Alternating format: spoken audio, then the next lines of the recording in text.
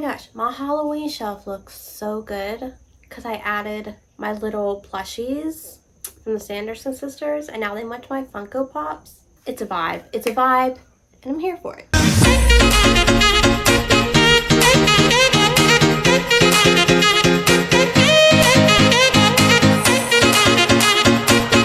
Hi guys, welcome back to my channel. My name is Katie, and if you're new here, hi, hello, thank you for stopping by and watching my video.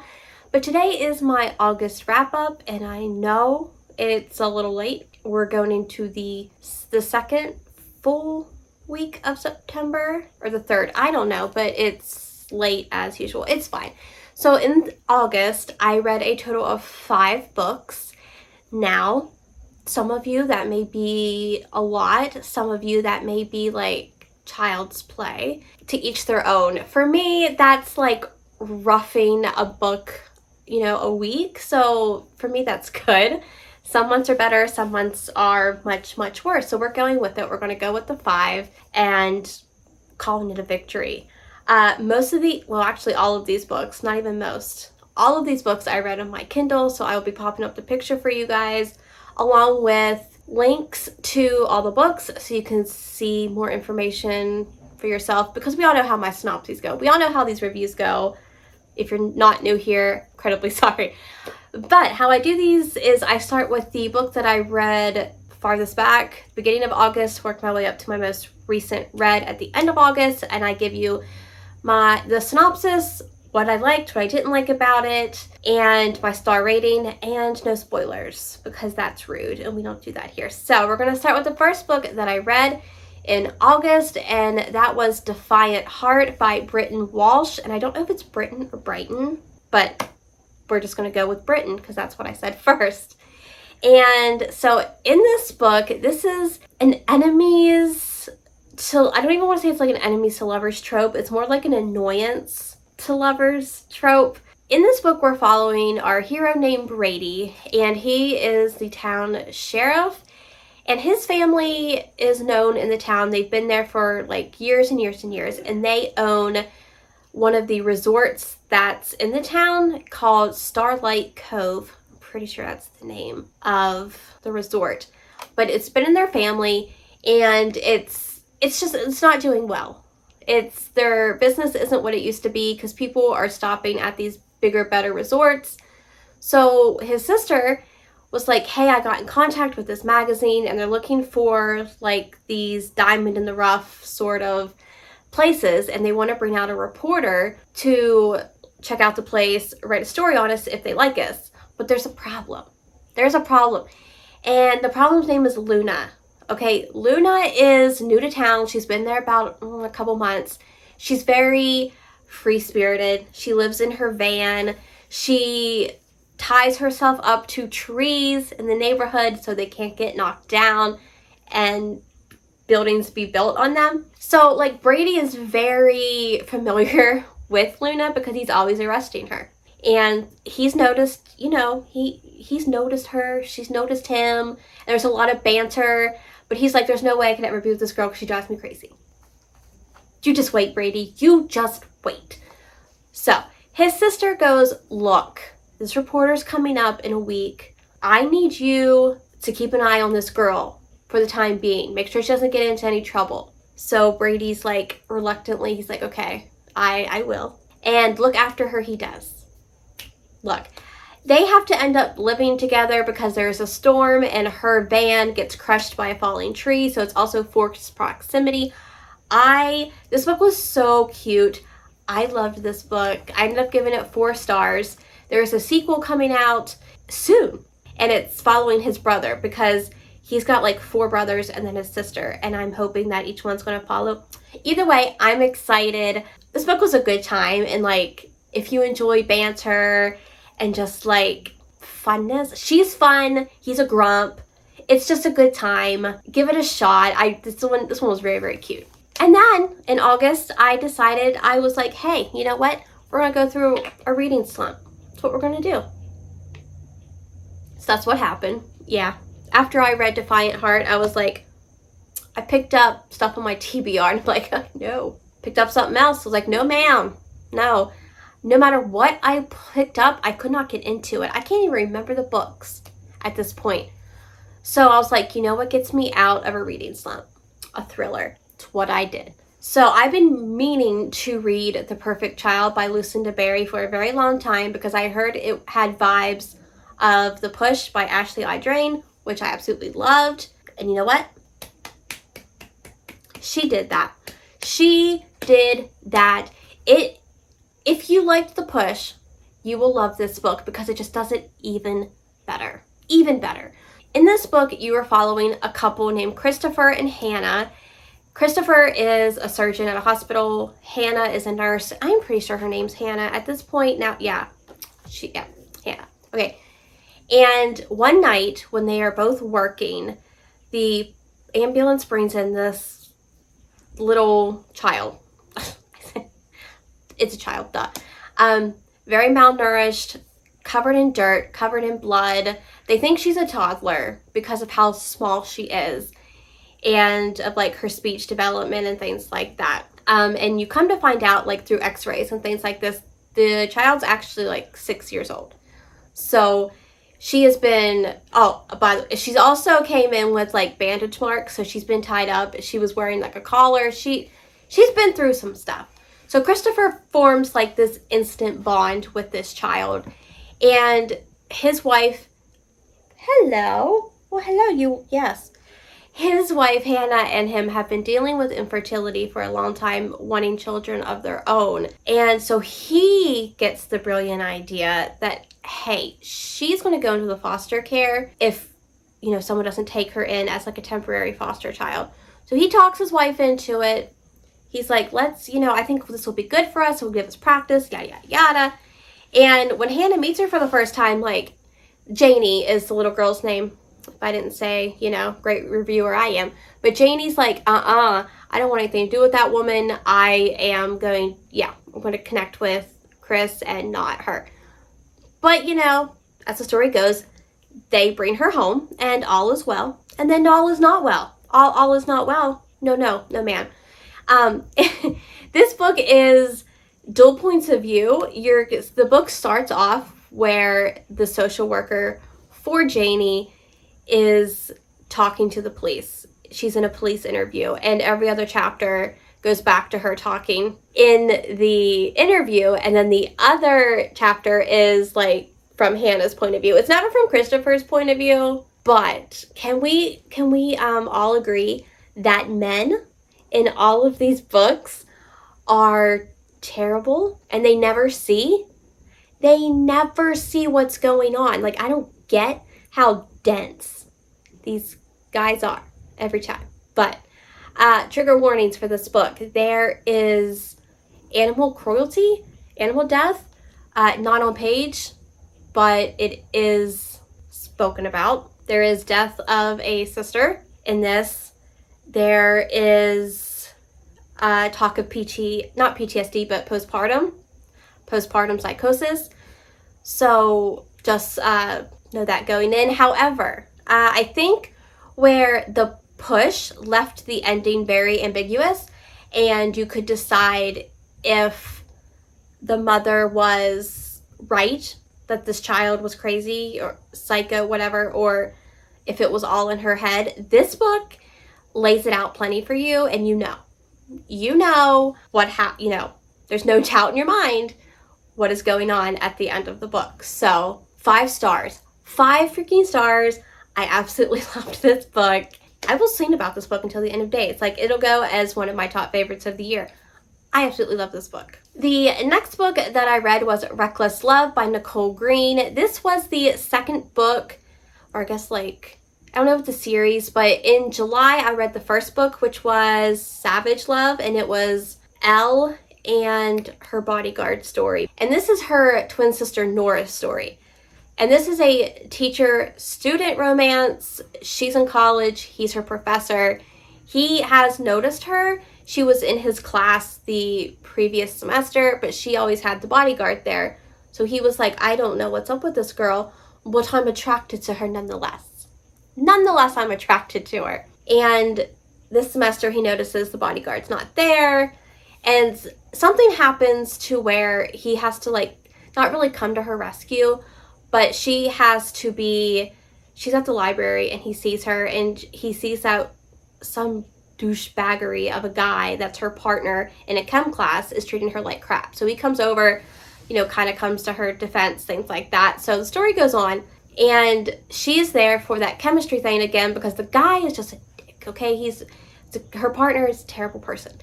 And she stays there all day working on it, and as she leaves that night, a storm. There's a massive snowstorm and she's trying to get home and she crashes into a mailbox, which she doesn't know who the owner is, so she knocks on the door. Lo and behold, it's her professor. What is his name? I am blanking and my notes are right here. Evan. Knocks on the door. It's Evan. She has to stay the night because the car is, totaled. Well, not totaled, but it's pretty bad. So they start talking, things lead to one another and and things, they hook up, and then they start this relationship. And I enjoyed this book. I enjoyed it because it did deal with the fact that, hey, okay, this is your student, and if it gets out, what's going to happen? Are you going to, break up? Are you guys going to, stay together, face the consequences? So it does talk about that, which I enjoyed. Also, Nora battles PCOS, so she is a curvier heroine, but it also talks about that in the book. It talks about her struggles. It talks about her struggles with her own body and how she looks and how she compares herself to her twin.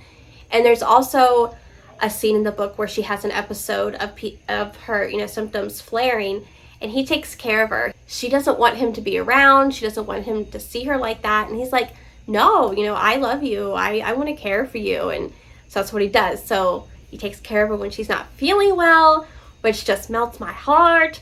And I enjoyed this book.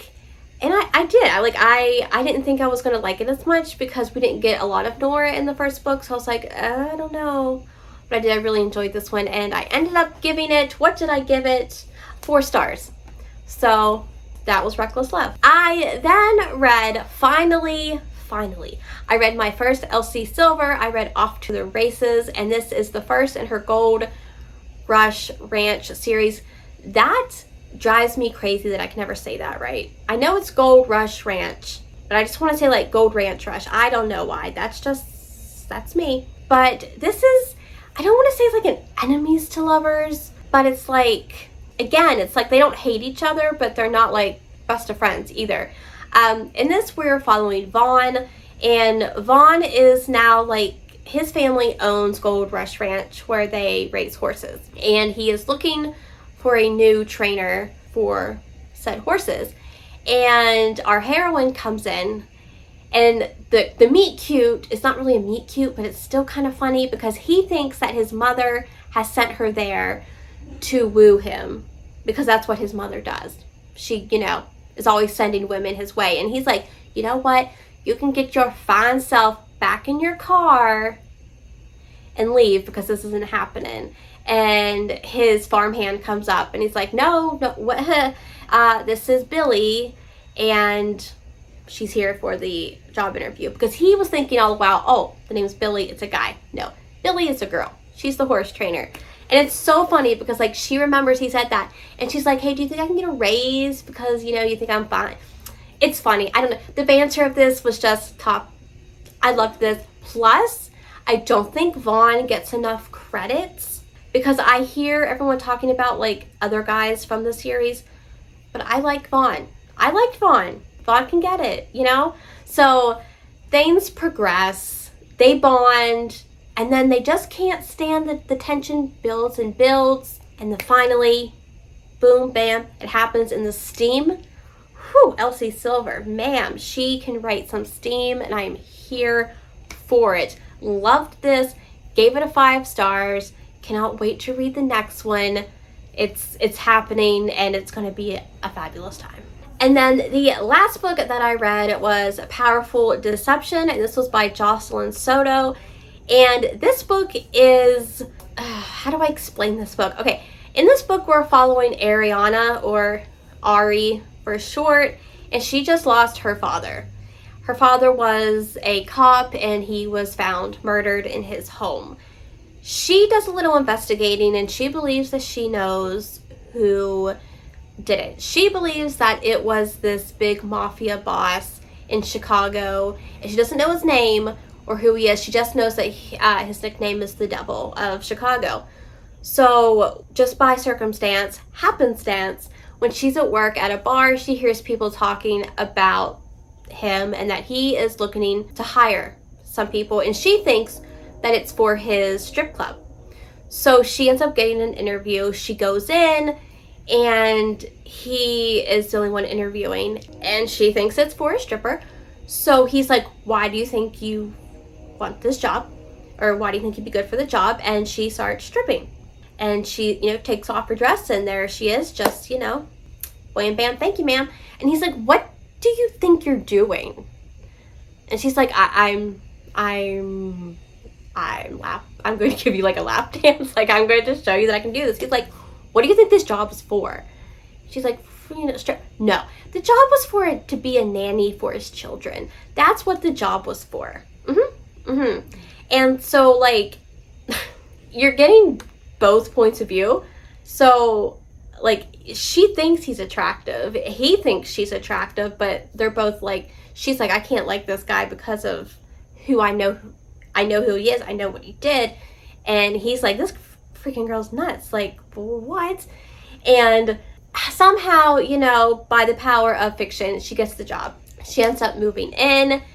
And how she ends up kind of getting involved for the revenge part, because she's like, I'm getting in there and I'm going to take him down. And she goes to another mafia boss in Chicago, and she's like, I need help. I need some fake IDs. I need some money, things like that. So he helps her, and he's like, I'll help you as long as you let me take him down when the time comes, blah, blah, blah. She's like, that's fine. Well, as the story goes, she starts falling for him. She starts falling for his kids, and then she's like, I can't do this. Like, I just lost my father. How am I supposed to do this to these kids? But it was just the growth, and the growth of what is the dude's name that she's with? Dominic? What is it? Dante. I knew it was a D. I knew he had the D. Yep, and he does. But anyway, they end up falling in love, and there's a plot twist in this that I saw coming, but I was okay with it, because as much as I was like, does it need to be? It was fine, but I enjoyed it. I think I ended up giving this one 4 stars, but I still highly enjoyed it. I had never read anything by her, so I was pleasantly surprised. And I hadn't read a mafia in a while, so, I was always down for a little mafia. But I don't think there's any trigger warnings for this. No, just the tropes is that it's a nanny boss, he's a single dad, it's mafia, it's forced proximity, things like that. So, no trigger warnings. A little bloody, maybe. That's about it. But those are the books. Those are the 5 books that I read in August. Like I said, it was an iff month. That reading slump kind of got me. But, I think a lot of people's been in reading slumps lately, so I'm not the only one. But I hope you guys enjoyed this video. If you did, please be sure to give it a thumbs up. It really does help my channel. And consider subscribing if you're new and would like to join the family. All my social media is linked down below. My Goodreads, my Instagram, and my Amazon wishlist if you ever just feel like supporting the channel. Let me know down below what you read in August, or what was your favorite read in August. I would love to know, and I will see you all in the next one. Bye, guys. Oh my goodness, you missed it. You didn't get to say bye. You want to say bye? No, we just want to lick. Oh, we just want to lick. Why are we licking? Say bye. My Golden Girl shirt. It's amazing. Absolutely love it. Thanks so much. Because in this book, we are following our hero, whose name is... What's his name? Brady. I need to breathe when I speak. That's my problem. Just breathe. Okay. She doesn't want him. She doesn't want her, he doesn't... Hold on.